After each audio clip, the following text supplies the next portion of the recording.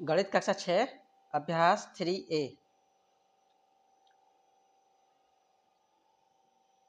यहाँ पर question number 6 तक हो गए थे पहली वीडियो में। इसमें क्वेश्चन नंबर 7 से स्टार्ट करेंगे। 7 में क्या है, इसको लिख सकते हैं पार्ट 2।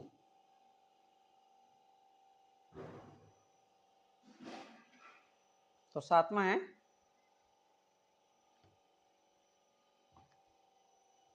प्रश्न नंबर 7, निम्नांकित के बीच के सभी पूर्णांक लिखिए। पहला कितना है, क माइनस के 2 और प्लस के 3। तो इनके बीच बताना है पूर्णांक।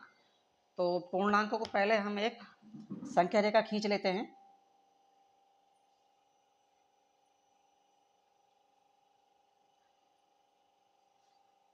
और इस पर पूर्णांकों को दर्शा लेते हैं। बीच में 0, इधर प्लस में चलेंगे 1 2 3 4 5 6 7 8 9।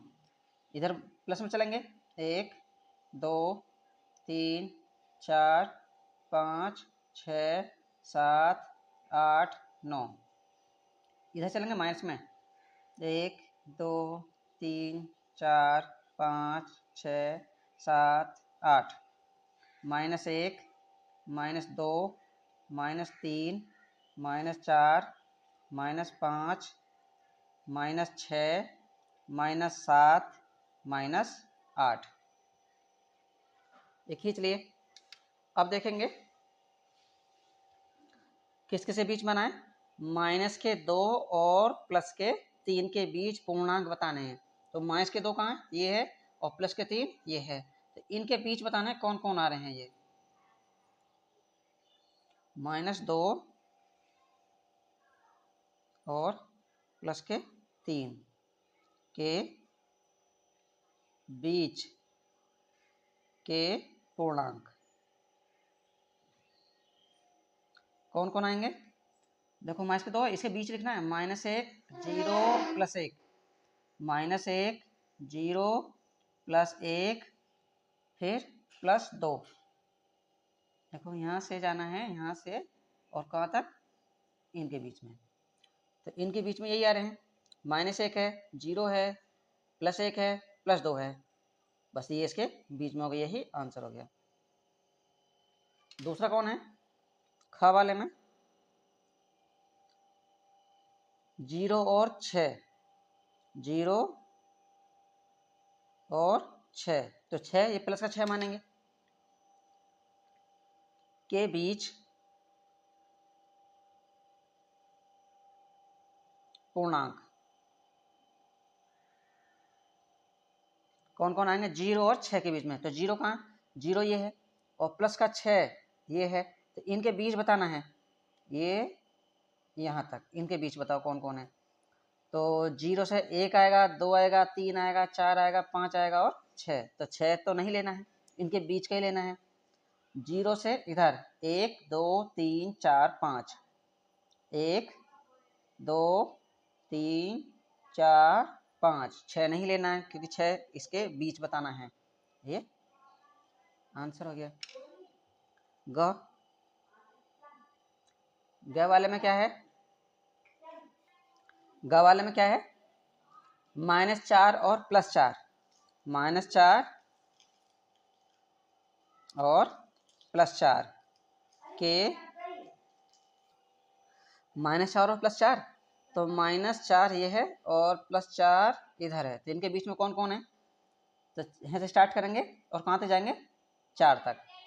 तो माइनस के 3 है, माइनस के 2 है, -1 है, 0 है, 1 है, 2 है, 3 है। बस इनके बीच ही लेना है। ये कौन है, -4 और +4। तो इनके बीच बताओ कौन कौन आ रहे हैं। -3, -2, -1, 0, 1 2 3, यहाँ तक जाना है, इसे नहीं लेना है। तो यही आंसर हो गया। और घ वाले में -5 और 2, -5 और प्लस के 2 के बीच पूर्णांक। तो माइनस के 5 कहाँ है, माइनस के 5 ये है और प्लस के 2 ये है, तो इनके बीच बताना है। तो -4 -3 -2 -1 0 1, 2 को नहीं लेना है क्योंकि 2 तक जाना है हमको। तो -4 -3 -2 -1 0 और कौन जाना है 1, 2 नहीं लेना है। इनके बस बीच बीच के बताना है। घ अंग वाले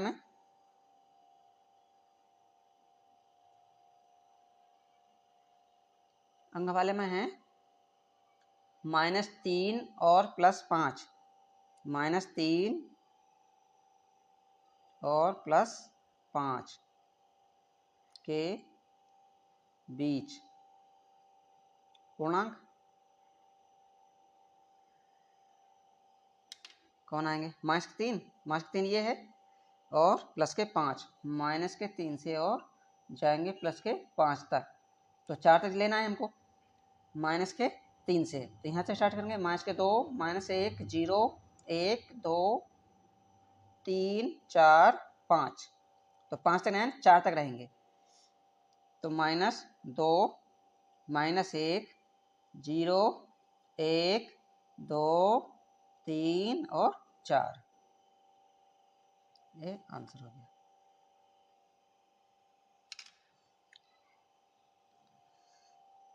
अब इसी का च वाले में है -8 और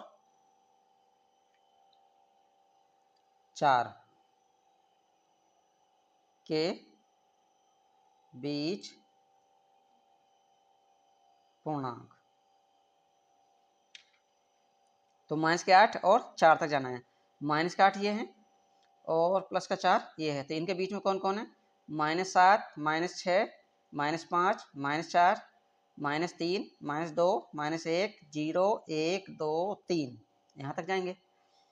तो -7 -6 -5 -4 -3 -2 -1 फिर 0 फिर 1 2 3, यहीं तक जाएंगे।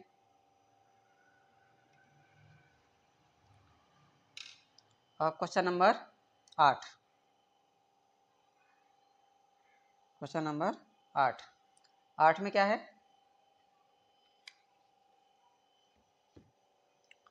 आठवां है निम्नांकित संख्या रेखा देखिए। तो ये संख्या रेखा दी है इसने, इसकी सहायता से निम्नांकित पूर्णांकों के जोड़े के बीच के पूर्णांकों को आरोही यानी बढ़ते हुए क्रम में लिखिए। पहला 2 और 5 जैसे अभी किए थे इसमें, ऐसा ही इसमें करना है। संख्या रेखा इसकी ये बनानी है। अभी संख्या रेखा है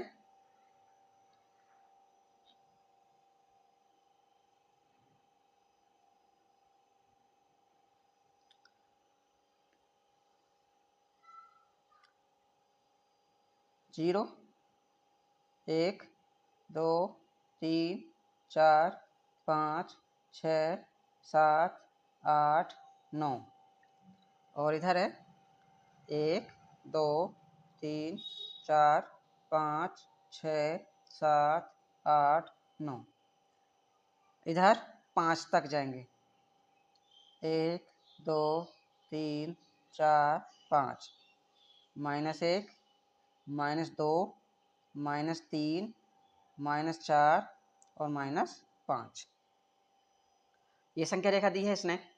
और इनके बीच बताने हैं पूर्णांक कौन कौन है।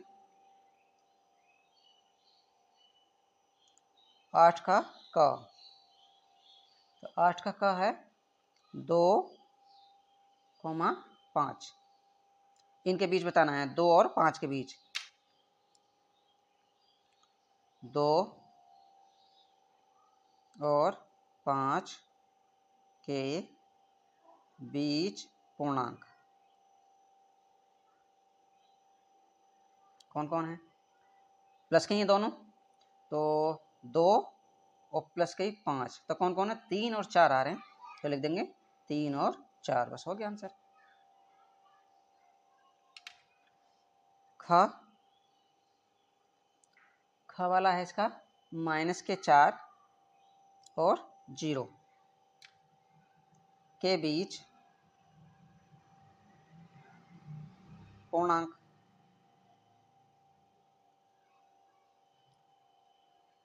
-4 और 0, -4 और 0, तो इसके बीच कौन कौन? -3, -2 और -1, -3, -2, -1, ये आंसर हो गया।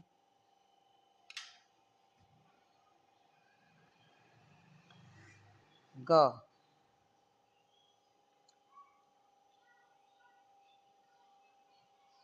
3 और 8, 3,8, इनके बीच बताना है, के बीच पूर्णांक।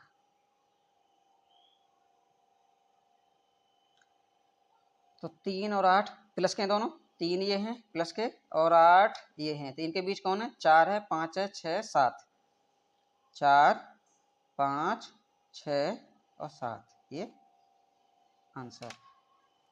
घ वाले में 0 और 4, 0 और 4 के बीच पूर्णांक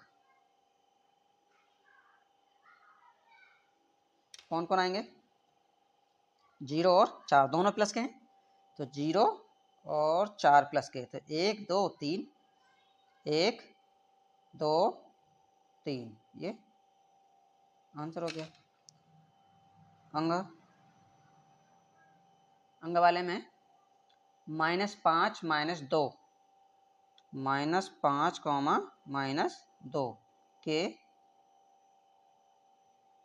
बीच पूर्णांक कौन कौन आएंगे?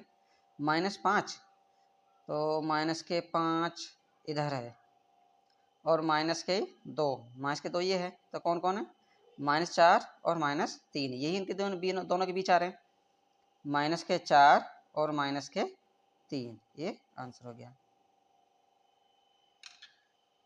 च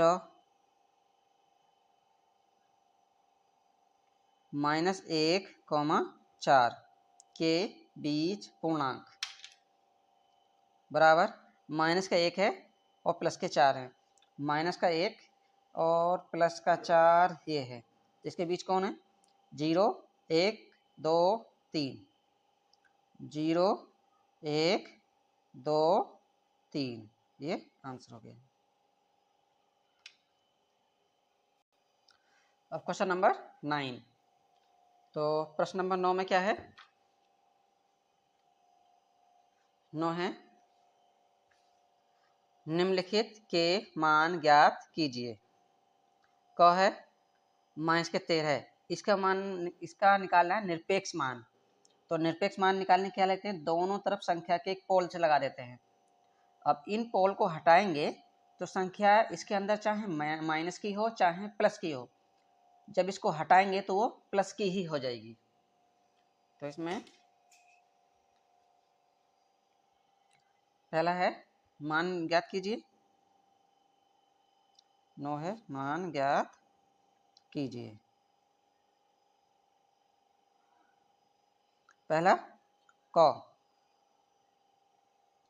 मोड 13 का निरपेक्ष मान निकालना है, तो इसे बराबर लिख लेंगे, कितना आएगा? इन जब दोनों को हटाएंगे तो 13 ही आ जाएगा प्लस का, बस हो गया आंसर। ख वाले में ख है 12 और ग 37 माइनस के, और इसका निरपेक्ष मान घ 0,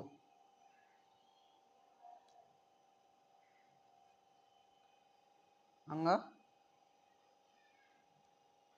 47,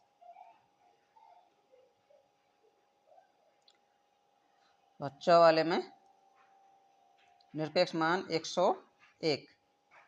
अब इनके मान आएंगे, अंदर 12 है तो 12 निकाल दो, बस हो गया आंसर। बस माइनस छोड़ देंगे सबका। इसमें 37 है तो 37 निकाल लो, माइनस नहीं लिखेंगे। 0 है तो 0 लिख लो। इसमें 47 है माइनस के तो माइनस छोड़ देंगे, 47 बस प्लस का। 101 है तो 101, बस हो गया आंसर। अब क्वेश्चन नंबर 10। तो 10 में क्या है? 10 है,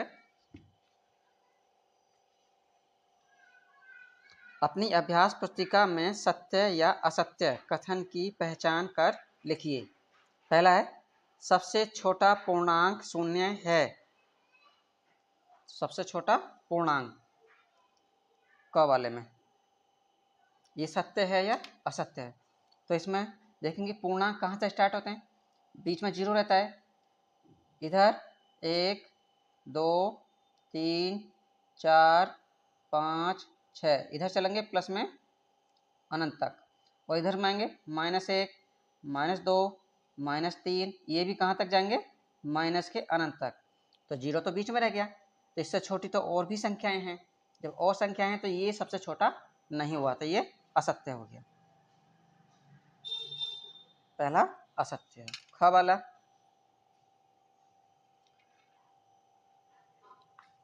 ख वाला क्या है? शून्य का विपरीत नहीं होता। शून्य का विपरीत, तो शून्य का विपरीत शून्य नहीं होता है, यानी कि उसका विपरीत नहीं होता, तो सत्य है।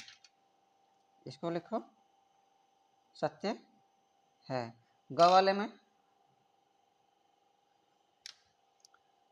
ये आंसर, ये भी आंसर। ग वाले में ग है, माइनस के 17 बड़ा है माइनस के 5 से।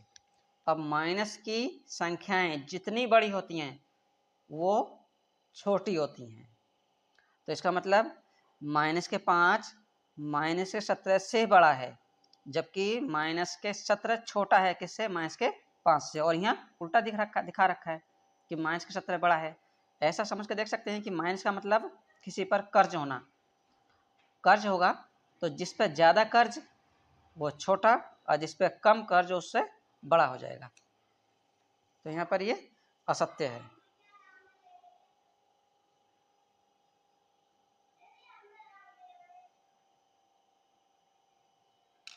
घ वाले में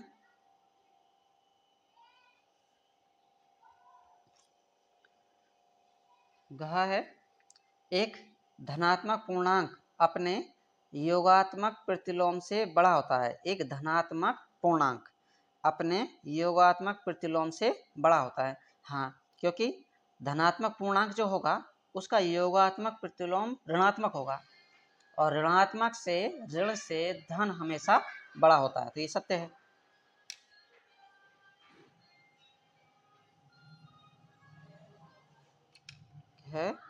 फिर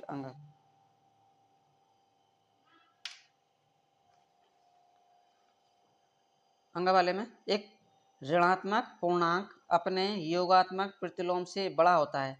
तो ऋणात्मक पूर्णांक का योगात्मक प्रतिलोम प्लस का होता है, यानी धनात्मक होता है, और धनात्मक तो बड़ा हो जाएगा ऋणात्मक से।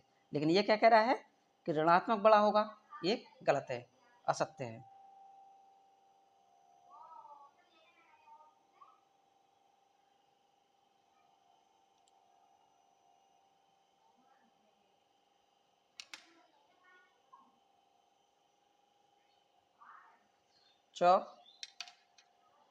शून्य एक पूर्णांक नहीं है। शून्य एक पूर्णांक नहीं है। अभी हमने लिखा था यहाँ पे पूर्णांक, तो शून्य तो पूर्णांक है इसमें।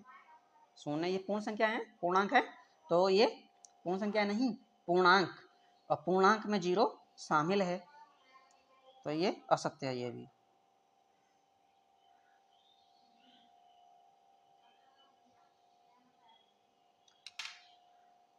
छ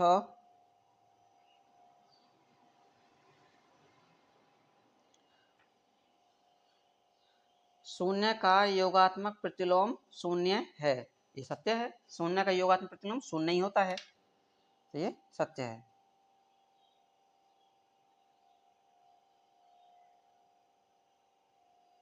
आंसर हो गया।